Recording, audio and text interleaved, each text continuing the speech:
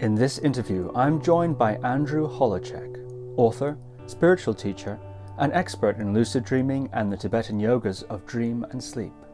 In this interview, Andrew reveals his childhood fascination with the occult, including seances, Ouija boards, and channelers such as Edgar Cayce and Jane Roberts. We learn how a series of powerful spiritual openings set Andrew on a quest into the world's mystical traditions, eventually to find a home in the practices of Tibetan Buddhism. Andrew discusses the limitations of scientific materialism, the similarities and differences between his training as a concert pianist and the discipline of meditation, and gives a lucid dreaming primer for those in lockdown. Andrew also shares his thinking on the role of lineage in religion, the recent scandals in the Buddhist community, and reflects on his own departure from the controversial religious group Shambala after decades of study. So, without further ado, Andrew Holecek. Andrew Holecek, welcome to the podcast. Thanks for having me, Steve. Look forward to our time together. So, gosh, you've had quite a career and published many very interesting books. I think you're most known for your work in dream yoga, but also you've written about illusory body yoga and preparation for dying and so many other fascinating subjects. So, I'd like to start at the beginning. Okay. From what I understand, from a very early age, you had a strong interest in spiritual and religious things. I'm curious, can you take us back to your childhood? What sort of a boy were you, and how did this interest develop? Okay. Well, I think I was pretty much like every other kid, at least through my early years. I grew up in Michigan, in a kind of Andy of Mayberry town, for people in the U.S. who might know that, a very safe, secure environment with really loving parents. I had a fantastic upbringing. Really, I can't think of it being more kind of fortuitous. And then things, I suppose, in this level became somewhat interesting when I started developing a fascination with the occult. This was like 10, 11 years old. Oh, this is kind of cool. They're talking about some alternate dimension and the sort of thing. I was just fascinated with that. And then it developed greater kind of traction when I started to explore the developing New Age, as it was. I don't think it was even coined that way back when. And reading, started reading whatever I could find, which wasn't a whole lot way back then. There was very little out there on any of the topics that we were both mutually interested in. But in terms of my own upbringing, really safe, secure, lovely background with a family that was completely supportive and caring, and fundamentally allowed me to do almost whatever I wanted to do. Like I ran off to study music. My first degree is in classical music. And, there are a lot of people families where perhaps I might not have gotten that support.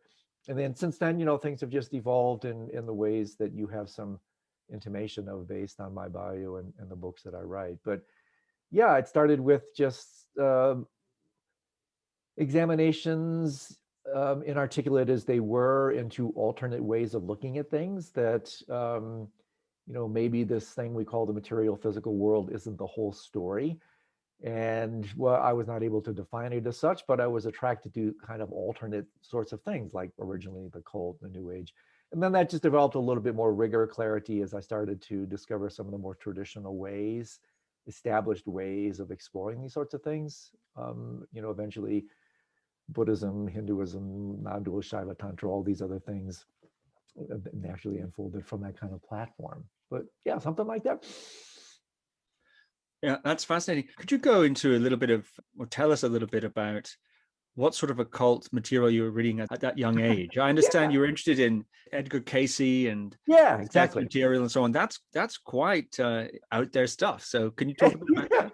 Yeah, the very first thing I remember was reading a book.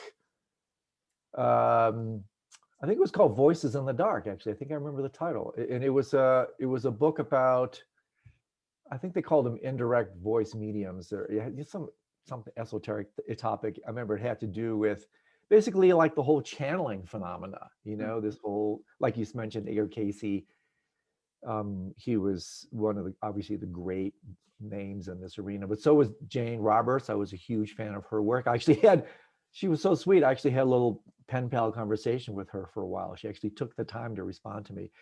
But those works really did affect me because, the first one, Voices in the Dark, was really based more on the idea of mediumship and class of occult things and science, just that occult. And then the Edgar Cayce thing, Jane Roberts thing, started to ramp that up a little bit more in terms of, again, opening to alternate versions of reality. And so both of those writers actually influenced me a fair amount. I found Edgar Cayce's work to be, at that time, really quite impactful. It just made a lot of sense to me. And really, I was just kind of massaging material that was just starting to come into life for me, come into birth for me. And then Jane Roberts really took off. I read everything that she wrote, the Seth material and everything. I thought some of that was really, really quite good. And then from there, it just naturally evolved. Just like I mentioned earlier, it started to gain a little bit of formality, a little bit more rigor. And the whole thing really changed for me, Stephen, when I became introduced to meditation. That was the real game changer, because then it wasn't just this kind of rhetoric, this new age mumbo jumbo. It was like, hey, whoa, now I have a way where I can actually experience this first person directly for myself. So that was, I would say, when I was age 20, that was my first kind of colossal experience where I was introduced to TM, Transcendental Meditation, as a stressed out undergraduate. And it was a big deal. I mean, it was the first time in my life where I was completely able to experience a mind utterly devoid of thought, just, complete absorption state, samadhi. And it was a monumental experience for me, because I didn't, even though I had read something about it, I had no idea these kind of dimensions of mind were available. And so when you have an experience like that, it's a game changer. And ever since then, which was decades ago, it was like, hey, I'm not entirely sure what this is, but I want more of it. How can I evolve it? How can I develop it? And so that experience with TM, when I was a second year undergraduate, that was a really big deal for me, because it was a major diving board into pretty much everything I've done ever since then. Yeah, it's fascinating. I'm curious if you ever attempted channeling yourself. That was something that you tried in those days. And what's your view on that body of literature now, as all these decades later? Yeah, I guess in a certain way, I'm not running for political office, so I can share these things now. But in a certain way, you could say, I was into like the whole seance thing and Ouija board thing. I mean, I literally, I haven't thought about this stuff in ages, right? And I hung out, as fortune would have it sometimes. There was a really interesting young Frenchman that came over, who was a pretty gifted kind of psychic / shaman. And, he just started talking to me about this sort of stuff. And we started doing these kind of seance, Ouija board type things. And I suppose that's the closest I've ever come to channeling.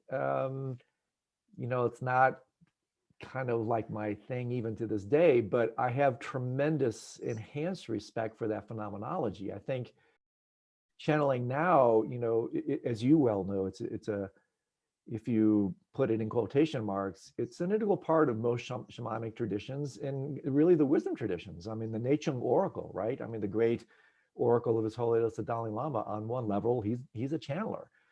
And it's really kind of part and parcel job description of these sorts of entities. And so I haven't overtly channeled that way. I've had some serendipitous sorts of things, again, mostly through my dreams, where I've had what I call surrogate dreams, where I find myself dreaming for other people. And I suppose if you broaden the horizon of how you define channeling, you could say it's within that rubric. But generally the kind of classic, what we know as channeling, hasn't really been my MO. But I have, the description of mind and reality that I've come to subscribe to has room for that sort of thing. That's, really exploring, trying to unpack like what's really going on with something like channeling, starts to invite really deep questions, like what is the nature of mind? How is it that someone can actually do this? What phenomenologically was taking place when something is being transformed, communicated from so-called alternate dimensions? And so therefore it leads to me, this is, I think what it did for me, is it became a platform to explore mind and reality, because these are the types of things that don't fit in Western paradigms, scientific reductionist paradigms of mind and reality. It's like, wait a second, what the heck's going on here? And so since then, I've developed a very deep appreciation for exo studies. That's one of the latest terms for this sort of stuff, non-human intelligences. I just did a fantastic program with my dear friend Bob Thurman on Pure Land teachings in the Buddhist tradition, which talks about, 27 different states of ontological samsaric existence, let alone all the multitudinous states of dimension that are trans samsaric. And so I think that's fantastic stuff. So you can therefore, in fact, this will bring me back to another story. So remind me before I forget, Stephen, I want to share a story about Kung Fu, because that series was a big deal for me. So there's a little teaching there I want to get back to. So it really was that. I used the channeling thing, unbeknownst to me, as a way to channel into a larger view of the cosmos, kind of getting out of this Western wake-centric, photocentric, sight-centric, egocentric, nearsighted way of looking at things, which is just so pathologically reductionist.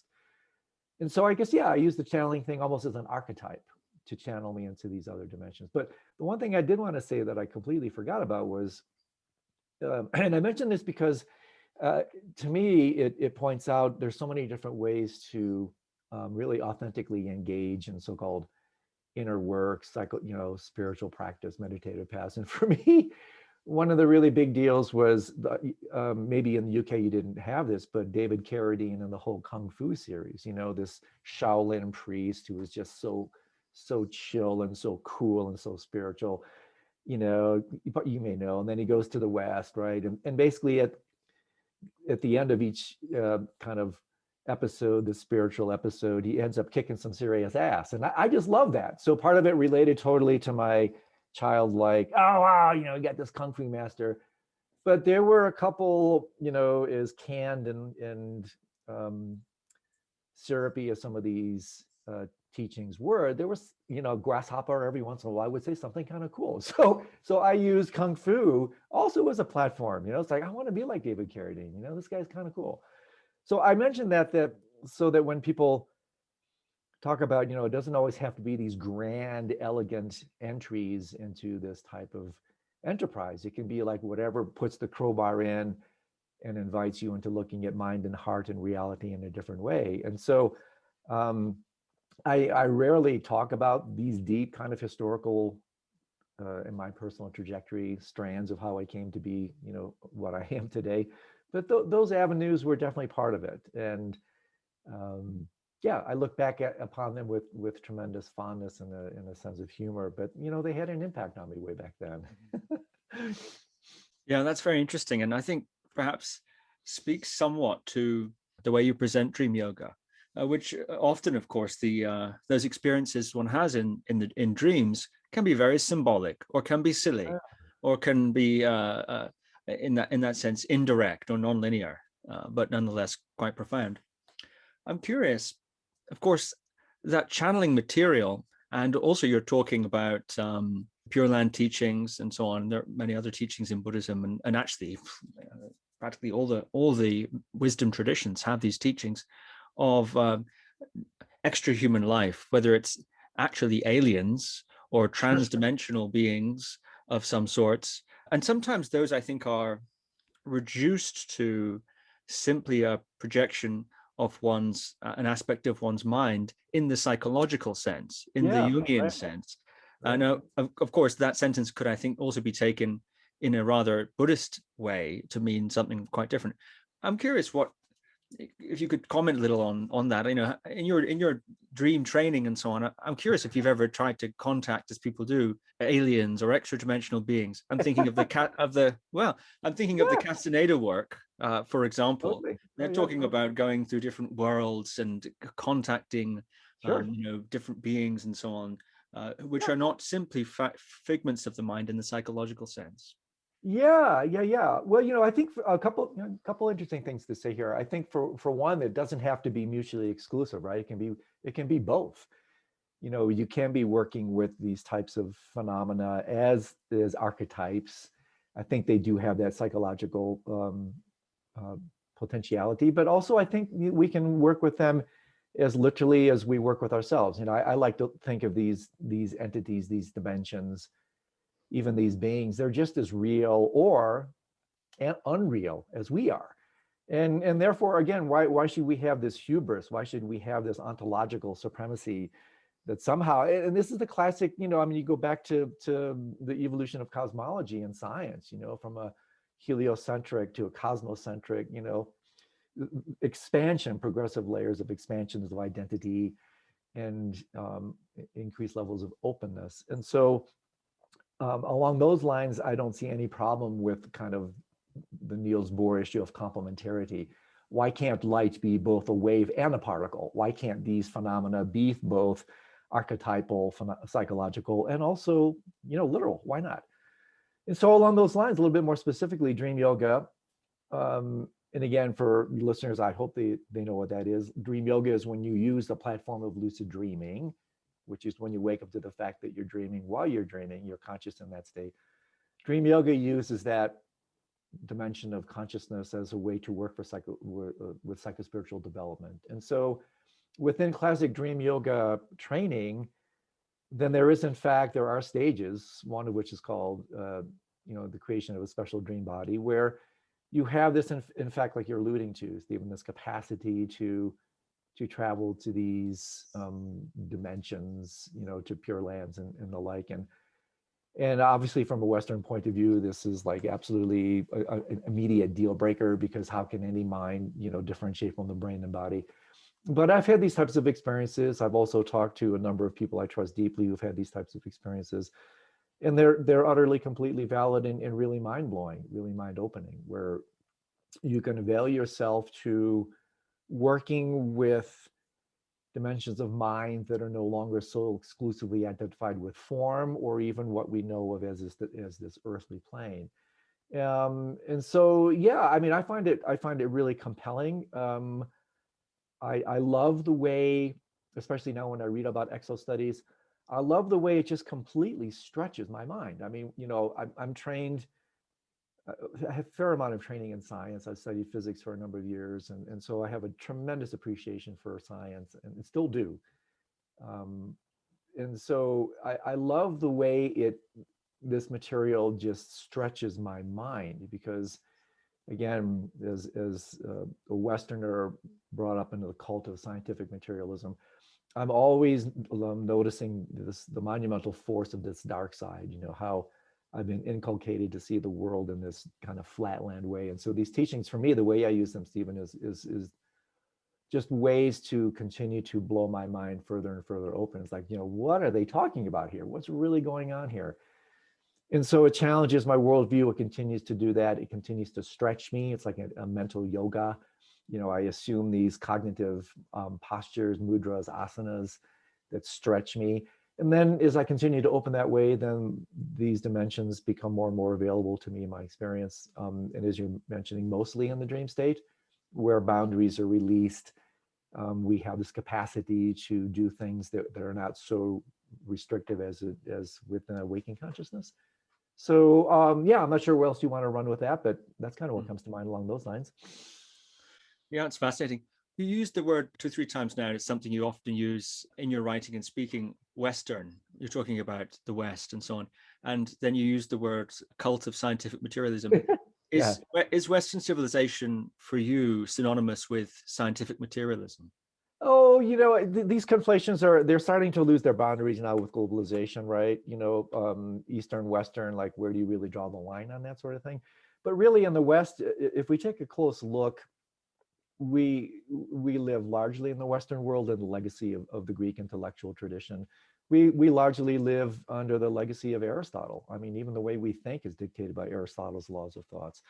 And so there's tremendous elegance, power to what the Greeks brought into the world. But during this kind of axial age, there was just as much genius breakthrough taking place in the East, when the great contemplative traditions that we now know, most of them were actually arising at the same time. So I use those terms less and less authority these days because of the process, of globalization. that I do think, yes, unfortunately, largely because of the extraordinary success and power of the scientific method. And again, not again, but I remember a physicist once said very potently to me, he said, there's no tyranny as great as the tyranny of success. That's a really interesting statement. And I think the tyranny of the success of the scientific method is in fact tyrannical, that we therefore take the nobility of science and pervert it into ignoble scientism, and the absolutism and all the ways that the scientific method then comes to dominate, dismiss, other states of mind and reality that their methodology can't fully articulate or explain. And so much to say here. I think there's, obviously tremendous promise to the whole scientific agenda. There's nothing wrong with science. I had a long conversation with my dear friend Alan Wallace on this, who writes probably more elegantly than anybody else on this topic. And I completely agree with him when he said, there's no issue whatsoever with science. The issue is more with scientists. Science itself is a noble enterprise. It's empirical. It's based on experience. It's based on what the wisdom traditions would call direct valid perception, direct valid cognition. The issue is not with science. The issue is with scientists and the way science is actually used. I mean, if we define it very, very carefully, and my friend Evan Thompson would spar with us on this, I think we could cautiously say that some of these wisdom traditions are scientific in nature, in the sense that they're empirical in nature. So anyway, I'm kind of circumambulating your question, but that's kind of what comes to mind around all that. Yeah, the globalization thing is being dismembered, just kind of lessened. And I think the opening around that is a very healthy one. So I'm not entirely sure that's what you're asking, but that's what comes to mind. Well, I suppose it was a disambiguation of terms in a way. I think Western civilization, or the history of, let's say, European, the trajectory of European thought, includes, of course, I think, even from the Greek time, quite a lot of transpersonal and multidimensional and entity ontologies and so on. Even if we think of the biblical accounts, for example, which were held to be literally the case through much of the history of European thought, scientific method relatively recent. And you've further just said that itself perhaps not the problem. But when you said the word cult of scientific materialism, this clinging to the only valid means of establishing truth being something we can prove materially, that seems to be the thing that you are criticizing in the way in which that can be used in a sort of exclusive way by some scientists. So I'm just curious at how you went from West to some scientists privileging their means of truth telling. Yeah, well, again, I think it's to me, it's the issue of the reification of their systems. That the clamor for explanatory power can be such that the prowess of that approach can become indeed absolutistic. Where it really does become so dominating that it becomes dismissive of other states. And that's where I reject against that. That's where I think it's just extraordinarily arrogant that these Eurocentric, principally, ways of looking at reality are the only way, and that you dismiss the slanty-eyed version of reality. You dismiss these other domains that are simply, using different methods of knowledge acquisition and revealing truths that are not amenable to the principles of classic scientific reductionism. So that's why I think it's viable to talk about the cult of scientific materialism, because it's actually based a lot on belief structures. They proclaim objectivity,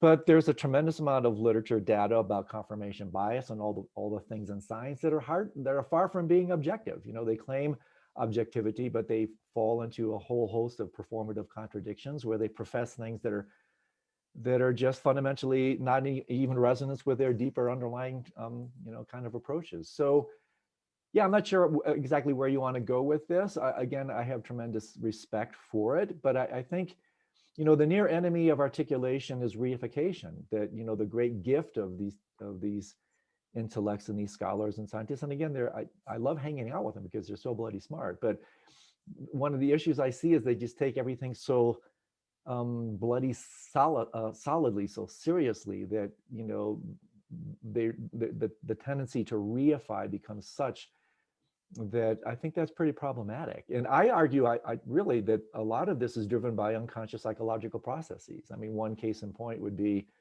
I think that one of the main reasons physicists are looking for the irreducible subatomic particle out there is that by immediate implication, it means there has to be something in here. You can't have self without other. And so if you can find something out there, that means there's something in here. If you can't find it, what does that do with in here? And that's why physicists like John Wheeler came to these staggering conclusions. Well, there is no out there. And then, okay, well, that's interesting. What does that mean in here? Well, therefore, there's no in here. And so therefore, that kind of stuff, I totally groove on that. I mean, especially the quantum physics, the really deep quantum thinkers. Whoa, I mean, they were talking about principles of reality that are highly in harmony with the mystical approaches to the world. So this is always a very tricky thing. It's very compelling, it's very provocative material, but it's also very dicey. You can fall into all kinds of category errors and ways of conflating one to the other, trying to reduce one to the other. We have to be, I think, very careful about that sort of thing. So to me, it's like, can we centrifuge out the light from the dark? Can we work with the genius of the scientific method and get rid of the detritus, the debris that really occludes it, obscures it, and then can be fundamentally problematic. Yeah, that's very interesting. I find it difficult to reduce the whole of Western intellectual and spiritual thought to the cult of scientific materialism. I think that might be a false equivalency. Yes, I think it's but your points about the cult of scientific materialism, I think, stand. But to try to conflate that with, or to try to equate that with the West, I think is a little too generalized, too facile. I would agree with you there. Yes, and that's always the issue when we make these kind of general orienting statements, where yes, in that respect, I really would agree with. It's never that tidy, is it? I mean, we have all these different streams that come into play, but I think there's room for making these types of proclamations if they're uttered carefully. And so, I mean, I agree with you with that interjection. I think that's such a fascinating point you made, that what if science would find nothing out there and therefore nothing in here in the subject-object sense? What if the greatest barrier to science might be the precise insight that, say, Buddhism is offering? I think that's a fascinating point. Yeah, and I mean, it may have that kind of potential because they both are looking for reality, whether it will be somehow reduced is not the right word, but kind of brought together to articulate the same reality. I think that's suspect. But again, the method, to me, what's most important with both are the methods of investigation. And that's what I really appreciate tremendously about science. And in fact, Buddhism or the deep contemplative traditions. It's not just this dogmatic believe it thing. It gives you transformational methodologies, ways where you could actualize, almost you could say test the theories, test the hypotheses against your own experience. And that to me is really the beauty of both, that you don't have to take anything at face value. Even the Buddha himself allegedly said as he was dying, I've given you everything. Test my teachings against your own experience, work out your own salvation with diligence. And to me, that's the real beauty, is we can take these professed theories, hypotheses, or whatnot, we can bring it into retreat, we can bring it into the cushion, and we can see if in fact these resonate with our own apparatus, with our own investigations. Mm-hmm. That to me is the gift. Yeah, amazing. I'm curious, something I thought when I was learning more about you was your initial degree, as you said, was in classical piano. Yeah, I'm a classical pianist, yeah. And to a very high level, actually. And the way in which and this is something I'd like to return to a bit later when we talk about lucid dreaming, in particular, the way you present the learning process of acquiring the skill of lucid dreaming. You talk about doing the work, and you have this kind of practice orientation, a very confidence, in other words, that you can attain this apparently mystical at first glance skill. And I think music to many people is similarly mystical, intangible, skill to behold a great musician as an untrained person. It really does look like something akin to lucid dreaming or meditational attainments in some ways, in the sense of its otherness or its strangeness. I'm wondering if you see any connection between your high degree of skill that you obtained in classical concert piano playing and your meditation progress or meditation practice, or your approach to that basket of activities you've engaged in. Yeah, that's an interesting one. Yeah, I hadn't thought about that before, but I definitely think there's some truth to that. I mean, on one level, it could be as straightforward as the levels of discipline that are involved. I think, again, going back to what my parents did for me, and my parents were Eastern European, I was brought up in a highly disciplined environment, very loving, but very disciplined. And I still think that's one of the greatest gifts I was given, was just this kind of training in harnessing the power of discipline. And so along those lines, yeah, for sure, on that level, the countless hours spent in the practice room, what I'm thinking of in particular here, for those of you who may be interested in the piano repertoire, or Franz Liszt wrote this unbelievable set of studies called the Transcendental Etudes, which appropriately named, where they're so fiendishly difficult technically that they're called transcendental, because you have to have a transcendental technique in order to get the music off the page under your fingers, transcend the technique, and actually perform the art. And so along those lines, there's definitely a correlation between that. And also even deeper spiritual levels, like the source of creativity. Where does real great composition come from? Where does real great performance come from? Like when I'm performing and I enter the zone, this flow state, that becomes a very spiritual experience, because at that point, I'm not playing the music is playing me.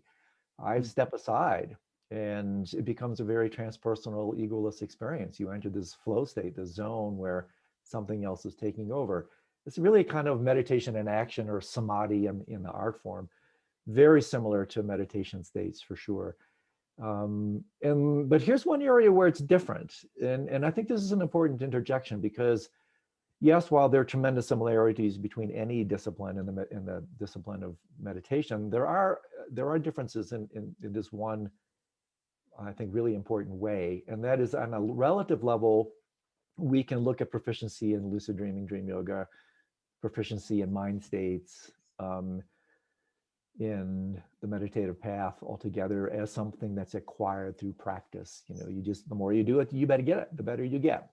Pretty kind of common over-the-counter relative understanding of meditation. But there's another way where the meditative arts are different from these other disciplines. And I think this is important, and that a more absolute approach to look at what happens in meditation is, it's not a process of acquisition, it's a process of subtraction, it's a process of negation. And by this, what I mean is that, as one of the great radical proclamations of the non-dual wisdom traditions is that these qualities of the mind, including lucidity, which I mostly give as a trajectory of development and practice, this is actually the natural state. Lucid dreams are the natural state of dreaming.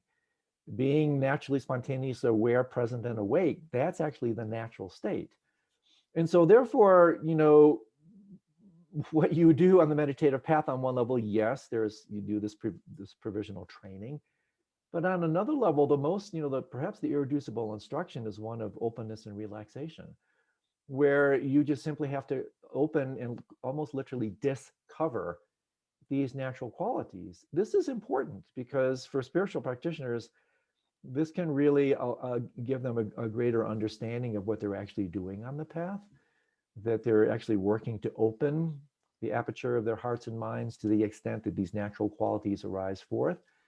And therefore, when they do these adventitious defilements, these secondary kind of obscurations that occlude these states, they're shed, they're dropped away.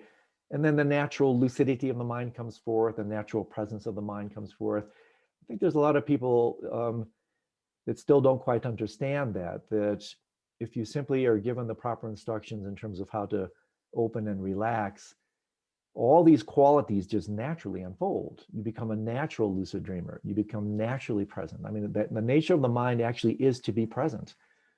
So the other reason this is so important is that we've been trained into non-lucidity. We've been trained into distraction. We've been trained into confusion. And this is important because it therefore, I mean, one other thing that it reveals to us is that whether we know it or not, we're always practicing, we're always meditating. And in this regard, we're doing a kind of samsaric meditation. We're just constantly capitulating, strengthening the mindlessness muscle, strengthening the non-lucidity muscle. That's just our default. I mean, as you know, neurologists actually call this default mode network. That's just where we go. But that's not the natural place. That's the place actually we've been trained to go, supported by our culture and everything else. And so I think this is helpful to understand in the West, because otherwise you get too theistic in your aspirations. Oh, if I just try hard enough. And again, I'm not dismissing the relative validity of that, but if you're striving too hard for something that's always already present, striving itself fundamentally becomes the only obstacle. And so enlightenment therefore becomes a false destination, because what you're looking for is already here. And so I throw, I'm using this to spin back to a topic I think is really important, because otherwise we get involved on the spiritual path to where? Well, it's a spiritual path to nowhere, or now here. We just simply have to open, relax, realize that everything we're possibly looking for is just right in front of us. As T.S. Eliot said in the Four Quartets, to arrive where we began and just seeing it for the first time. So I'm using what you asked as a platform to talk about what I think is a really important topic that I don't hear enough in the spiritual communities these days. That if we just simply open, expand, relax. In fact, some definitions of the Buddha outside of the awakened one is the opened one. You open to such an extent that you realize that these natural qualities are already inherent within you. And that's where this is different from the piano and everything else, right? I mean, I can sit at my keyboard for 100 years, and if I don't practice, I'm not going to get better. I can sit on the cushion, somebody gives me proper instruction about how to maintain posture, I'm going to get better. And so therefore, the place of effort and effortlessness, that's what separates meditation from traditional levels of proficiency. And speaking of, I suppose, spontaneous epiphanies, you had your first spiritual opening did not go well for you. It started well, but didn't end well. Can you tell us a bit about, I believe it was in your very early 20s, perhaps even 20, you had a tremendous opening. Could you tell us about that? Yeah, thanks for asking. Yeah, that was actually my second one. The first one was the one I talked about when I did my TM thing and my mind broke open. So the one you're talking about was actually the so-called bigger one, kind of metanoia breakthrough. And so, yeah, so this was a cool one. Also, interestingly, Stephen, connected to this channeling thing. So I took a year off. I did a 5-year double degree undergraduate thing. I wanted to go to med school, and I got my degree in music at the same time. And I took a year off just to catch my breath, to figure out, like, what am I going to do now? And so it was a profoundly impactful year, because I spent the first 6 months of that year working as a kind of a security person in a maximum federal prison. So that was a really charged experience. And then I spent the second year working in surgery as a surgical orderly, because again, I was thinking about med school. And also at that time, that's when I was reading this Edgar Cayce Seth material stuff. So I was kind of into this whole channeling thing. And then, yeah, one day, for various reasons, I'm not 100% sure what happened, but my mind just kind of popped open. And I entered this so-called altered state. Parenthetically, I no longer see that as an altered state. I actually think I dropped into the natural state, somewhat akin to what I was saying earlier. It was only altered in contradistinction. In other words, I came after that to realize this is the altered state. I fell into the natural state. Do you mean rigpa? Yeah, I think so. Yeah. It's hard to say for sure exactly what happened, but it was definitely some landing into some truer dimension of reality. And part of what took place was, just the virtual constant lucidity at night, just constant lucid dreams, even lucid sleep experiences. Correlative to that, and this is where it gets interesting, correlative to that was my daytime experience became more and more dreamlike or illusory. And so at first it was like, hey, wow, this is really cool. It was just magical. And it felt, there were times, I remember it so well. There were many times when I felt the world was completely alive, sending me messages all the time. What Buddhism actually calls symbolic guru, where the phenomenal world becomes your teacher. And it was absolutely magical dimension. But that was the bliss that you were talking about, the promise. The peril, and this is worth throwing in because this may be of some interest to people who have similar sorts of experiences. The peril became, after a while, because dreamlike, in a real way, my dreamlike experience, my nighttime dreams were becoming more real. My daily real experience was becoming more dreamlike. And eventually it got to the point where I couldn't tell the difference anymore. There was just this kind of democratic, equanimous relationship to all states of consciousness. In other words, I couldn't tell when I was awake or asleep. And I did not have the infrastructure to handle that. I wasn't prepped enough. And so what started out as such a magical experience, maybe I'm, enlightened. In a couple of weeks, I realized, hey, maybe I'm going insane. It's like, I don't know what's real anymore.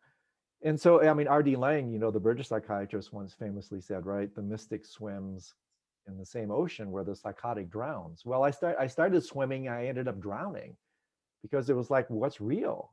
And so I lost my bearings. And I started to freak out. It was like, WTF is going on here? And so I shut it down, literally forced it down. I took a 2-week leave from my job as the surgical orderly. I was living in Michigan at the time, and I basically dropped into my Volkswagen Beetle. I raced out here to Colorado. And as I playfully say, I basically skied and drank my way back to sanity or to whatever this is, right? And so I came back, I reestablished some sense of footing forcefully. And then it was like, okay, what was that? And I started slowly dipping my toes back into this whatever you want to call it, transpersonal experience. And that's where I entered a really challenging time because the Buddhist, and this is worth situating contextually, in the Buddhist tradition, they talk about 3 very important pedagogical stages of understanding, experience, and realization. Understanding is when you read and you study and you learn and you create the kind of, infrastructure. When you have enough of that, then sooner or later you'll have an experience. Experiences are fantastic if they're related to properly. That's a possible source of discussion because if you relate to experiences improperly, they can also be very damaging. But experiences by definition, Yam in Tibetan, they always have a beginning and an end. In other words, they're impermanent. The final fruition is Tokpa, realization. That's when the experience becomes stable and it's this constancy. And so what happened to me is I had the experience before I had the understanding. And that's why the experience, instead of really being held within the sanctuary of proper understanding, I had no understanding. I had no doctrinal infrastructure. And so it was problematic. It was like, am I really going crazy here? And so I entered a very challenging 5-6 year period where I wasn't sure if I could hold if my psychic structure could hold this together, because it was like, what was that? And then, through whatever good karma, serendipity, I came across some teachers, some people, gradually found my way, somewhat really in conjunction with that serendipitous approach. I began a somewhat systematic study of the world's contemplative traditions because I figured maybe they can help me here. And one day I started reading about Buddhism and just found myself resonating, like, whoa, geez, the Buddha, the awakened one, whoa, awake in relation to what? So immediately that resonated with my experience because awakening had something to do with that. And then when I came across dream yoga, oh my gosh, it was like, holy moly. And then the practice of illusory body, illusory form, it completely articulated what I had experienced. And so then I began the process of retrofitting the understanding that I should have had prior to the experience. And that's why I drank the Tibetan Buddhist Kool-Aid, right? Because it's like, whoa, baby, this doctrine, this set of teachings completely articulated this experience. That's a big deal.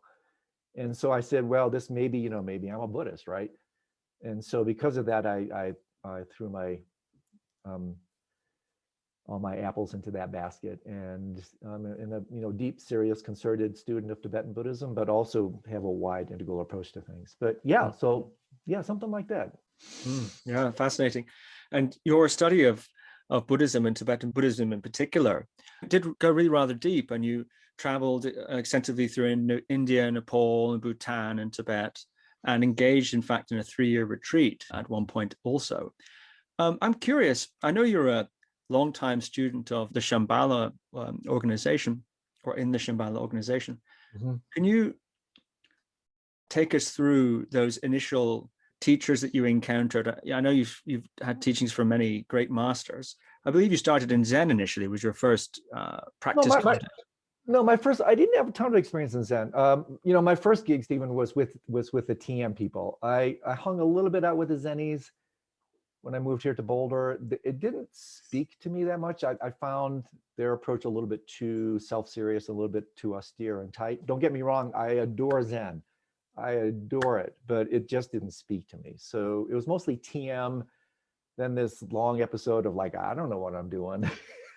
And then I finally stumbled across some teachers that really were very impactful for me. Can you, like, who? Can you tell us, like, what's the story? How did it unfold?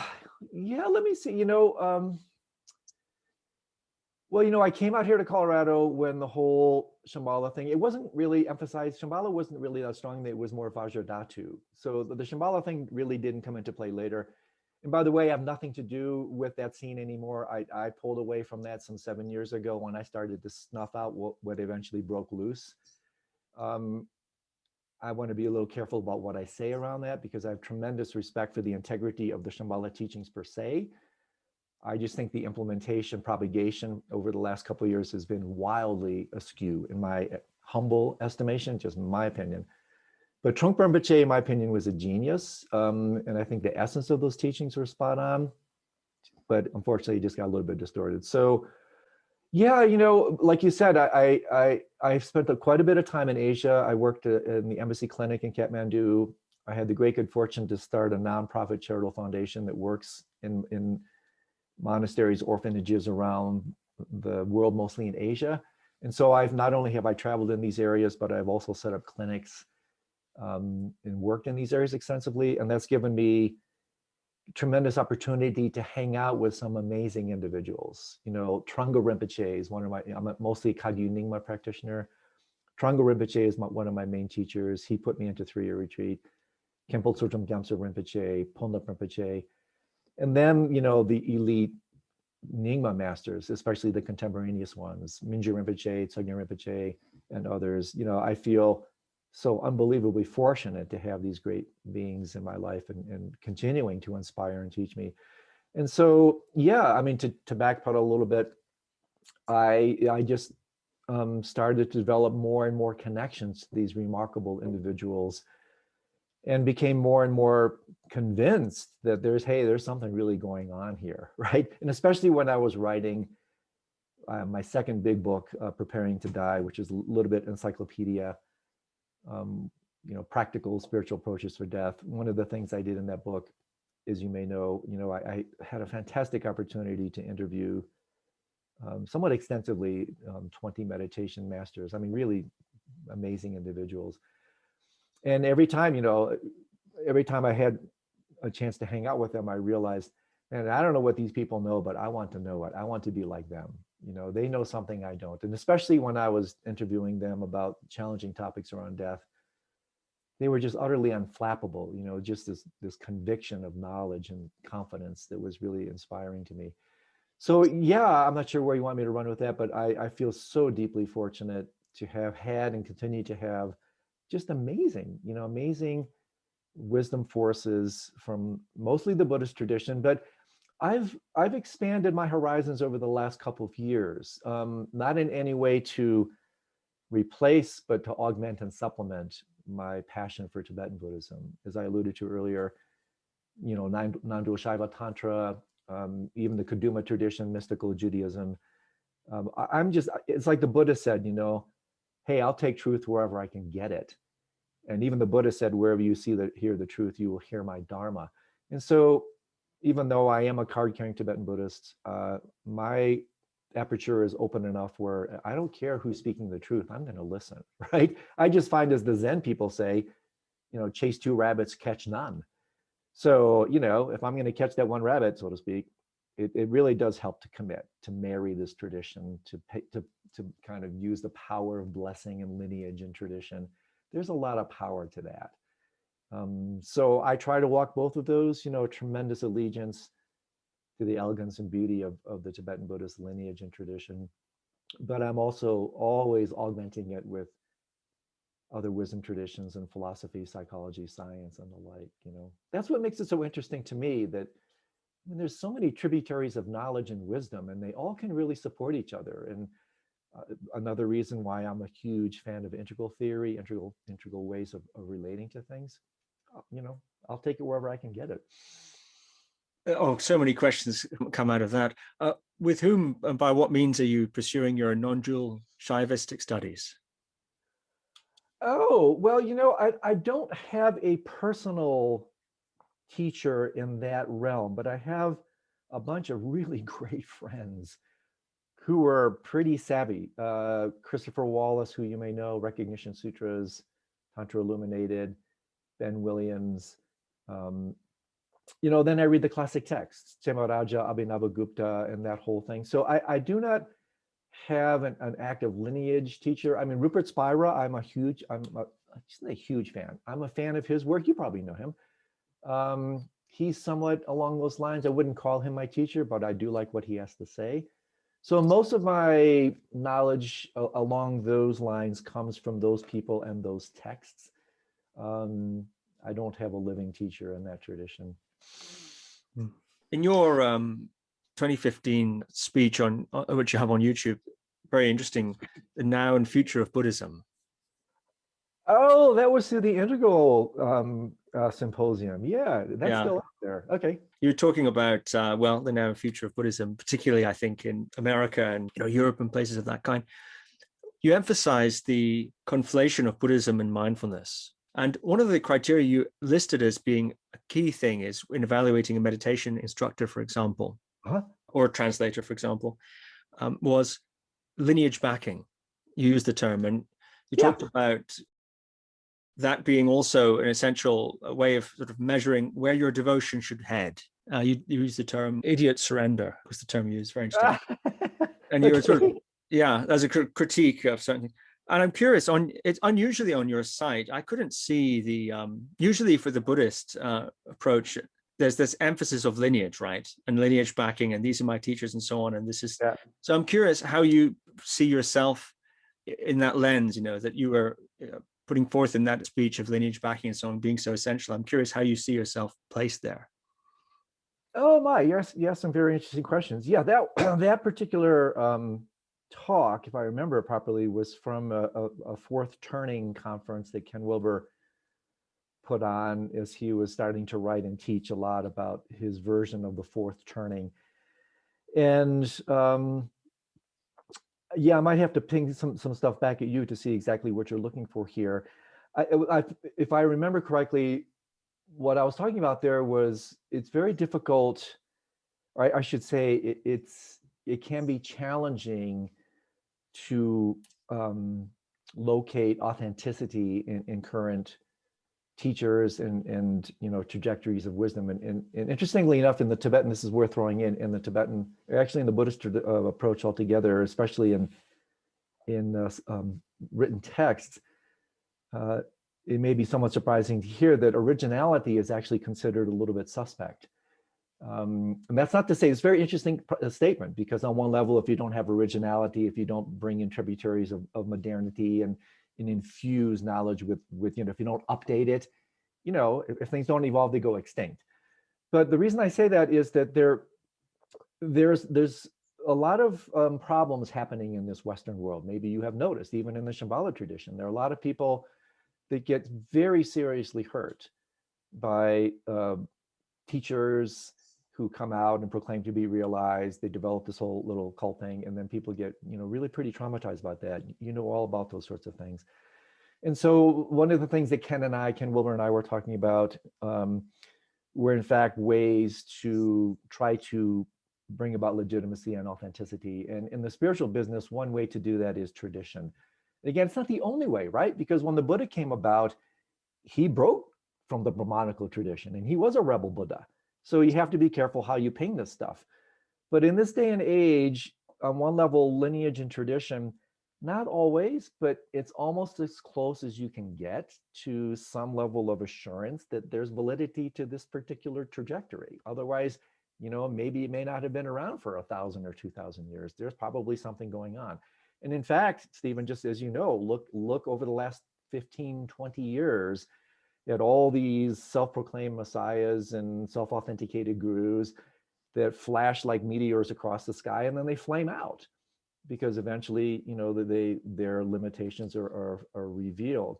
So this is a delicate issue, and I'm certainly not going to speak with complete authority, but I do believe that lineage backing is one of the more kind of safer ways to approach looking for authenticity in a body of teachings or a teacher. What in fact is their lineage? What in fact is their tradition? And when I was talking about idiot surrender, there is that again, there's, like you were saying, there's so many things to talk about here. At the highest levels of the non-dual traditions, especially in Tibetan Buddhism, which I can speak with a little bit more authority about, one of the most effective ways to really actualize awakening is actually devotion, surrender, surrendering to a greater being, surrendering to a greater mind force, whatever you want to call it. And you can just imagine the problem and the promise and peril in that, right? Because, this is what I talk about is idiot surrender.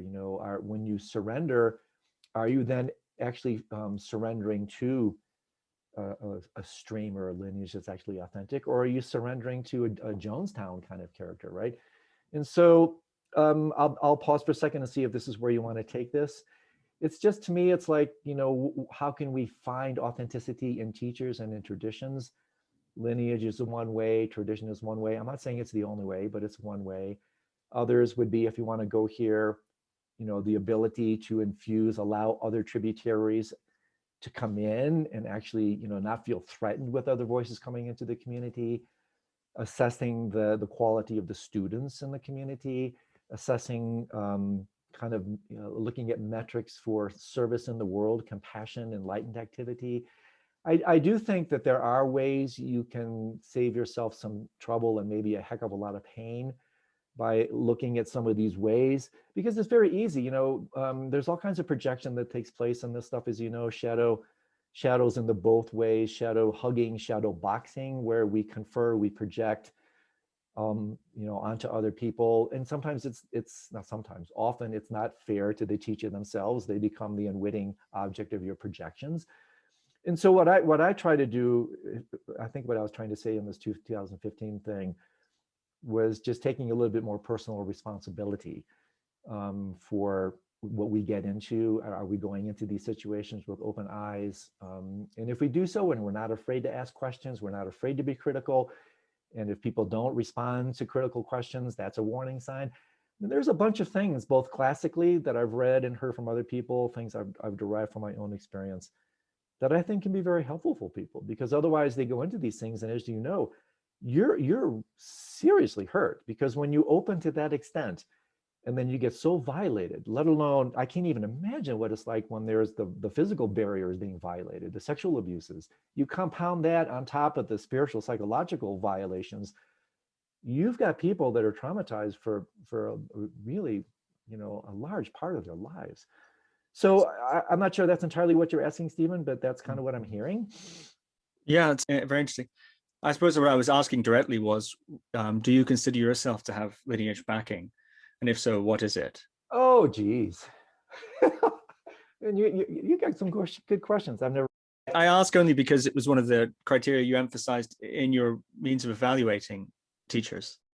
But I should perhaps add that I do completely agree with you that it's not a sufficient condition for trust, because as we well know, we could add to the list of self-realized teachers who go off the rails, lineaged tulkus with the most impeccable training, Exactly.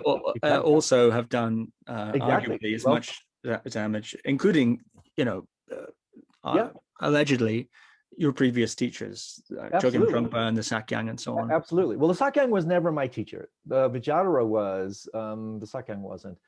But again, what you're saying, I love it. What you're saying is spot on. Exactly. So you can have lineage backing like Sogyal Rinpoche or like these people, and they still go up in flames. So there you go. So how valid is that metric? Well, this is what makes the whole thing so bloody complicated.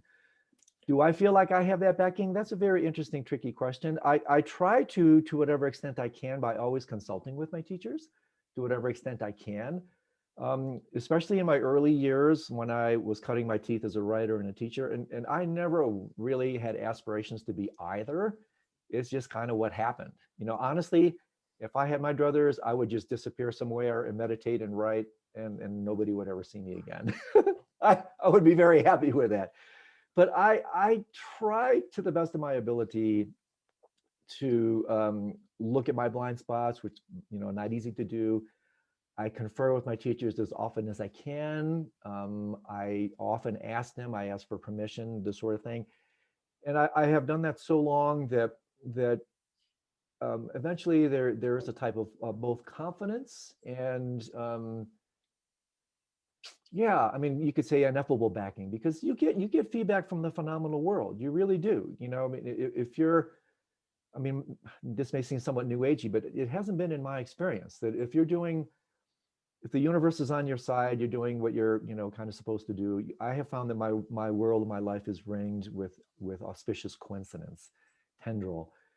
Conversely, I find that when the universe is not on my side, coincidence is replaced by accidents, and I start to get, I get feedback from the phenomenal world. I get feedback from my dreams, and so this ties in a little bit earlier to what you were asking around dreams.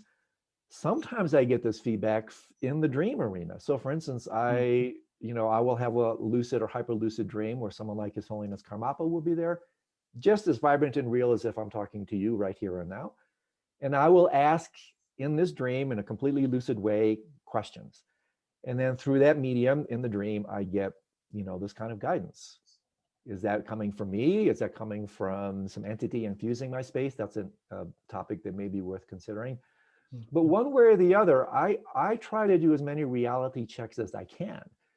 And every once in a while I get them, I get a little smackdown, and it's like, okay, not what I wanted to hear, but what I needed to hear. And I go look my wounds and I come back and, I try to maintain it. So do I have lineage backing? That's a tricky one. I try to remain open and as receptive and modest as I can. I will take feedback any day of the week if it's delivered appropriately. Can I say the entire lineage is behind me? Who knows? But so far I'm still here. Lightning bolts haven't struck me from this planet, so maybe I'm okay for a few more weeks. Yeah. That's great. So I'm looking at the time. I'm aware it's limited, and we got a few. You've brought up there Shambala, and you've brought up Sogyal Rinpoche. Of course, these are recent scandals, if you will, in the Buddhist world.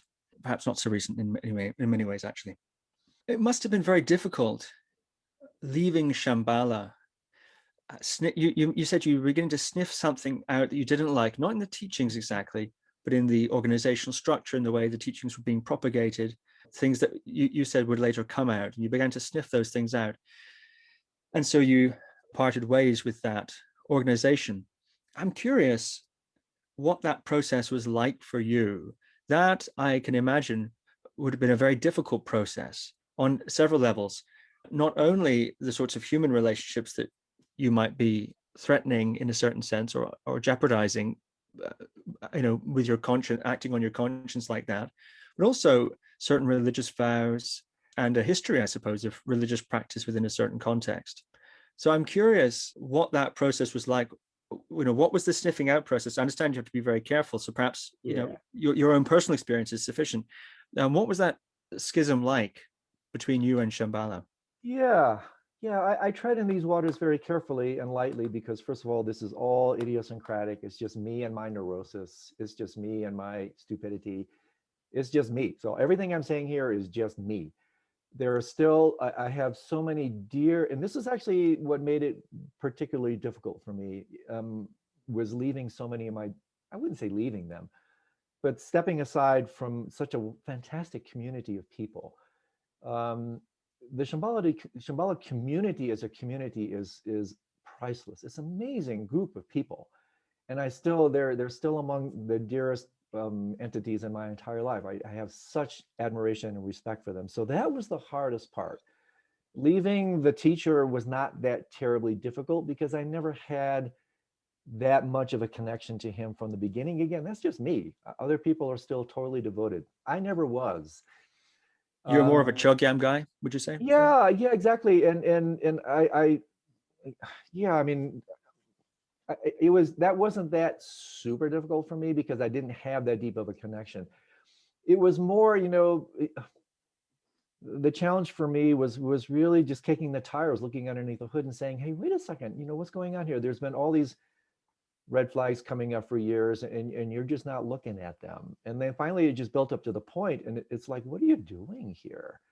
And that's when I just said, I'm just utterly disingenuous. This is not where my heart is. And yeah, while it was painful, it wasn't nearly as painful as other people who were deep within inner circles, who were deep within the court, were deep at his side.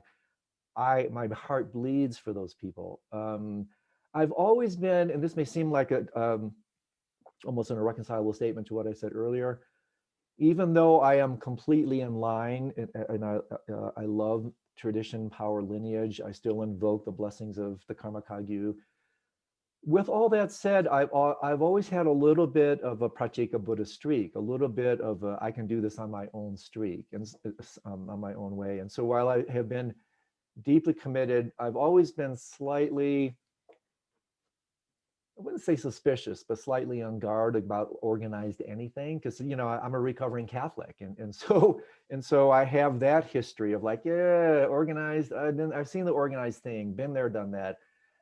And so even when I dipped into the community scene, there was always a little bit of like, I'm not, I think so, but I'm not sure. I think so, but I'm not sure. And so therefore for me to leave, it wasn't super painful. The hardest part was leaving, this almost daily connection to all these amazing individuals. And the schism and the Sangha, that was painful. Just the split that took place in the community, that was really painful. So maybe that's all I want to say about that. I'm very careful about, I don't want to be derisive. I'm not polemical. I don't like to badmouth anything or anybody. I'm sure everybody has their own version on this. But, I think we may not want to go here now, but I think one of the most important things here that I always try to throw into the mix, and I've written about this.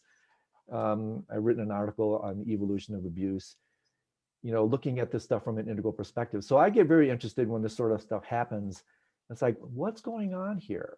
How can someone allegedly so spiritually evolved can be such an emotional retard, can be so emotionally underdeveloped?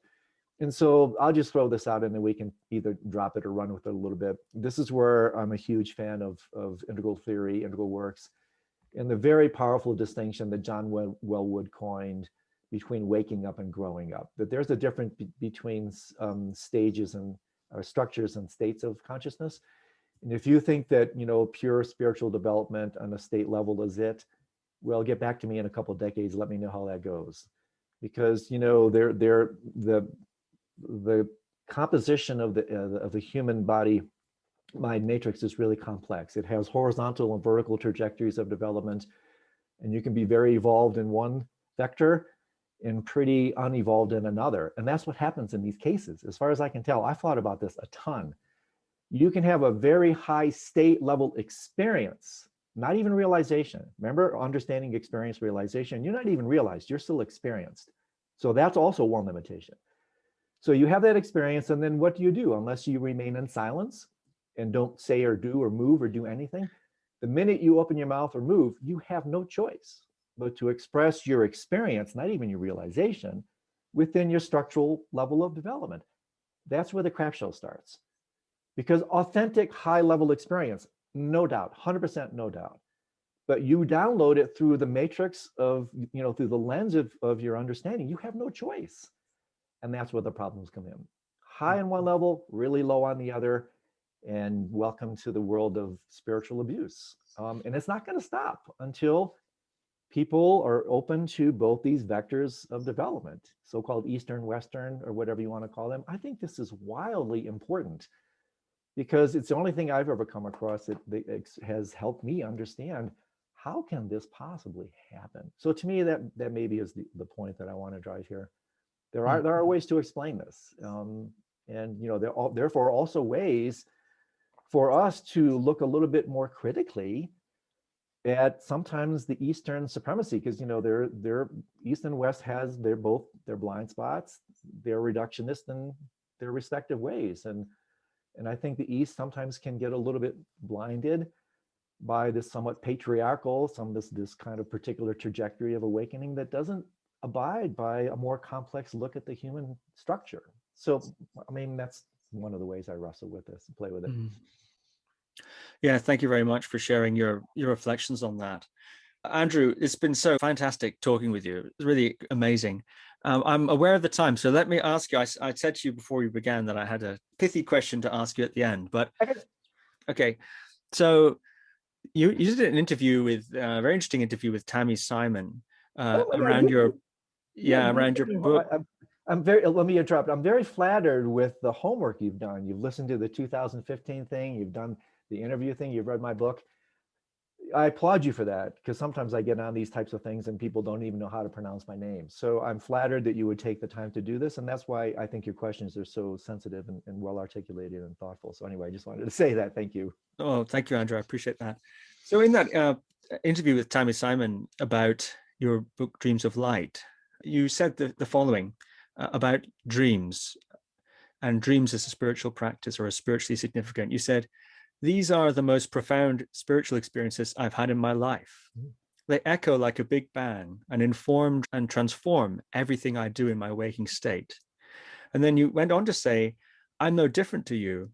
I'm not special. I've just done the work, and anybody can do this work," meaning the work to have those dreams. That was the context, the work of dream yoga, I suppose. Let's say, hypothetically, right, someone's in lockdown, as people are all over the world, in my country and many other countries, and they want to do the work.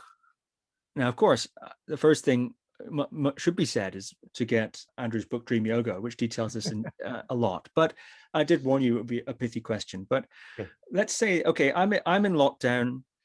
What's the hardcore bootcamp version of the work from a standing start? How long is it likely to take? What's the regime?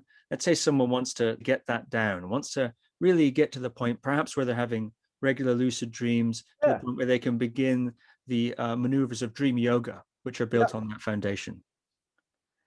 Yeah, great question, my friend.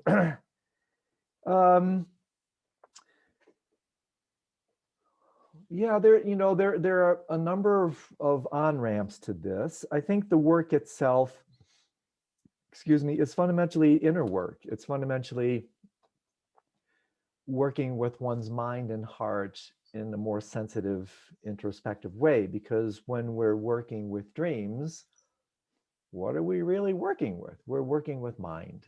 What are dreams made of? They're made of your mind. You're simply working with your mind in a somewhat rarefied, distilled way. It's a distilled form of consciousness, but it's still nonetheless consciousness itself. And so I think one of the ways to work, to begin this kind of work, is understanding what that work is all about. It's fundamentally about working with your mind and your heart. Same word in Sanskrit, right? Chitta, heart, mind. And so therefore, with that said, there's a number of kind of infrastructure approaches in the world of dream yoga. There's a very powerful maxim that's really important. It says the preliminaries are more important than the main practice. The preliminaries are more important, creating the proper bed, creating whatever you want to call it, the proper temple of sleep. And so this involves a number of things. It involves intentionality. Intentionality is colossal. because that is literally what moves the mind in particular directions. So one of the most important things is actually having a heartfelt intention to do this inner work, to engage in this exploration. And also conjoined with this is the unbelievable power of belief. I mean, the nocebo, placebo effect, we could talk so much about how powerful belief mind effect really is. And so I say this because if we empower, again, this is somewhat ties into what we were talking about earlier. If we open the aperture of our awareness, and part of this kind of Western scientific wake-centric bias is that the only way you can viably explore mind and reality is through the waking state. Well, who says that? Wake-centric, mostly Eurocentric cultures, of which they're only less than 10%. I mean, Charles Laughlin, the great neuroanthropologist, estimates that of some 4,000 world cultures, over 90% are what he calls polyphasic. That we're a monophasic culture, which means waking reality, that's it. Polyphasic means waking, dreaming, these other states are just as viable as this state. And so opening your heart, mind, realizing there are other avenues where we don't have to just capitulate to this dismissive view we have in the West. When we say, oh, it's just a dream, it's just a dream. That's a pejorative, dismissive statement. You can say, oh my gosh, it's just a dream. It's as viable an opportunity to explore mind and reality as the waking state. So I cast a wide net at the outset to do this work. In my estimation, don't just rush to the techniques. Don't just rush to all these induction goodies. Yeah, you may have a little bit of hit and miss, but if you really want to have these things with constancy and regularity, you have to look in an integral ecological way. What are all the systemic factors that co-conspire to bring about both lucidity and non-lucidity?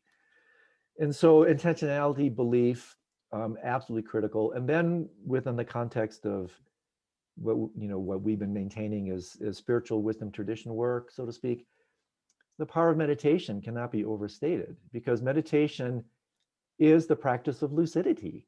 When we have, another way to talk about a non-lucid dream is a mindless dream, a distracted dream. And so the main reason we're non-lucid at night is because we're non-lucid to the day. We're actually practicing capitulating to non-lucidity and distraction all the time. So this is why studies have shown, and I've been in these studies, that meditators have more lucid dreams. In the mind of a meditation master, all their dreams are lucid. There's no such thing as a non-lucid dream.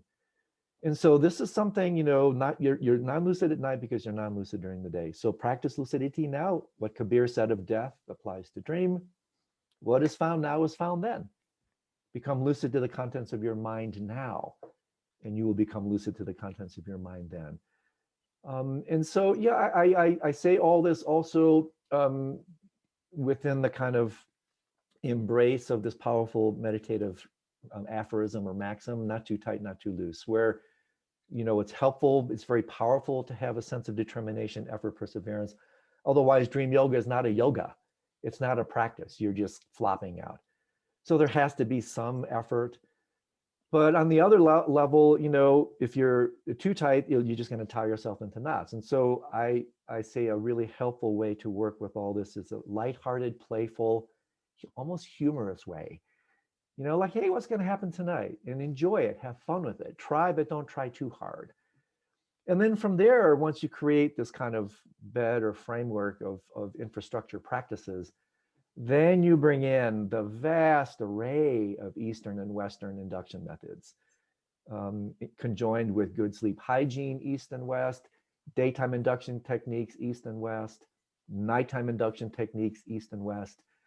And this is the way I roll with these, Stephen, that, as you know, as a student of these traditions, everything arises in these ecological codependent ways, codependent origination. And so we're non-lucid because of all these co-conspiratorial factors. We therefore, if you want regular, constant, good results, you have to really look wide and bring all these things into play. If you do that, non-lucidity doesn't stand a chance, right? There's just no way you're not but going to have these dreams, because again, they're the natural space. They're the natural state. So wonderful question, leading to a segue that could invite an opportunity to work with these nocturnal meditations, as I call them, of which there are 5. Just to throw it out there: liminal dreaming, lucid dreaming, dream yoga, sleep yoga, bardo yoga. There are actually 5 nocturnal meditations. And so if you understand what they're about, you understand their astounding mind-bending benefits, like how much you can glean in the arena of the refined dreaming mind. That's the other place to go, is to support your understanding of why should I bother? My life is so busy. I'm so full. I don't have time for this stuff. Well, you may want to be bothered when you realize that this, quite literally can be leading the evolutionary edge. I say this quote a lot. Matthew Walker, a neuroscientist out of UC Berkeley, wrote quite a fine book called Why We Sleep. And he only devotes 3 pages to lucid dreaming. The fact he devotes anything is amazing. And at the end of it, he said something so amazing. I memorized it very easily. He said, it is entirely possible that lucid dreamers represent the next iteration in Homo sapiens evolution. And there's some neuroscience to back this. This is probably for next event chat with you. There's some very interesting neuroscience and even neuroanatomy about how the parts of your brain that actually come back online in the lucid dreaming state are actually the parts of the brain that are most recent additions in neuroanatomical evolution. Really interesting overlaps. So I say all that somewhat long-winded because it's a long-winded preparatory. It's a long-winded, preliminary is more important. You do all this, then you go to the targets, then you go to the induction methods, then they're going to really work. Wonderful, Andrew. That's fabulous. Where can people find out more about you? You have, I know, many, of course, books, and but also great online resources, the nightclub and so on. Whereabouts can people find out more about you and the offerings you've got? Thanks for that opportunity. Yeah, so I have 2 main websites. My main one, actually, in terms of what we've been talking about to here, that would be the one you just alluded to. It's called Nightclub. Playfully labeled. We started it several years ago when a group of people said, oh, this is a really interesting program. Now what? And people have been asking me that for 10 years. I go, I don't know. Where can you go? I don't know. And finally I said, geez, maybe we can support them. Maybe we can do something. So in fact, interesting, auspicious timing, because literally just today, we're launching Nightclub 3.0, which is a massively updated version of the site where we do like what we're doing here. We interview world's experts. We have webinars. We have weekly guided meditation sessions, book group sessions. I mean, literally every day of the week, there's an offering for people who are interested not only in the so-called nocturnal meditations, but also now in daily practice. My main site articulates the programs I'm doing, some of the books I'm working on, that sort of thing. So yeah, andrewholecek.com, and then the nightclub site will pretty much give you everything that I've got to offer these days. So thanks for that opportunity. Yeah, wonderful. And all of that will be linked, of course, in the show notes below. Andrew Holecek, thank you very much. Total delight, my friend Stephen. Thank you for your very thoughtful, sensitive questions. Thank you for listening to another Guru Viking podcast. For more interviews like these, as well as articles, videos, and guided meditations, visit www.guruviking.com.